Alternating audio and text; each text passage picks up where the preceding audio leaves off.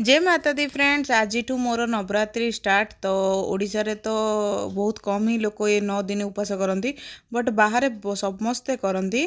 तो मु बाहर ही शिखी। तो बट जी आसती करुँची, पूरा तो करें कि जहाँ आसे ताहा ही करे। तो मु किमिति किमिति पूजा करछि सेटा मु देखैछि। माता केमती बसौची, ज केमती बुणुची, कलश केमती स्थापना करछि। तो देखो मु केमती पूजा करछि।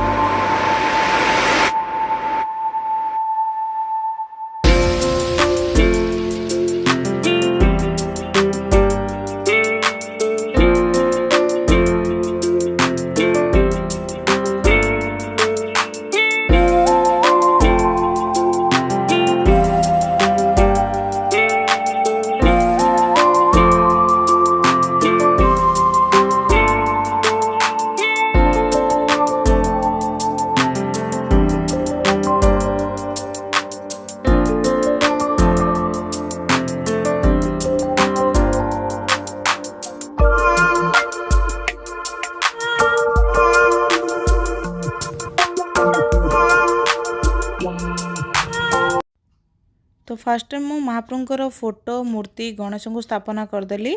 एठी मु कलश स्थापना करुच्ची। तो फास्ट टी चाउल पकईकी ताकू भल से डिजाइन करी जीतिकी आसे से कलश स्थापक जाए। कलश को हला जाएनी। आउ कलश भितर भी बहुत सारा सामान पकईकी एठी बसा जाए। बाहर तो जहाँ को जिन पचारि फ्रेंड्स करिया कथा। तो जी जाने से करे। तो से एठू एबे चाउल करिकी तापरे कलश स्थापना करुचे।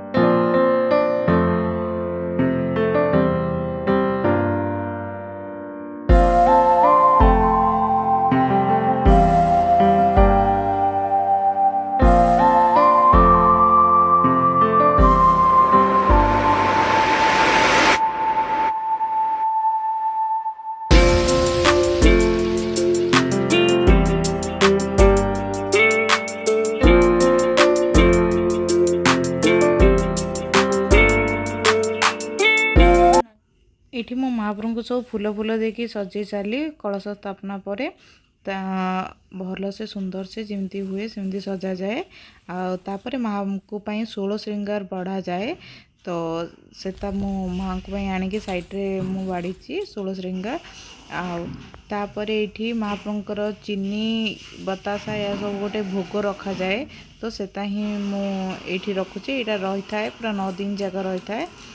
तो से तापरे चलतु आमे ज केंदी बुनिया से देखिया। तो चलतु।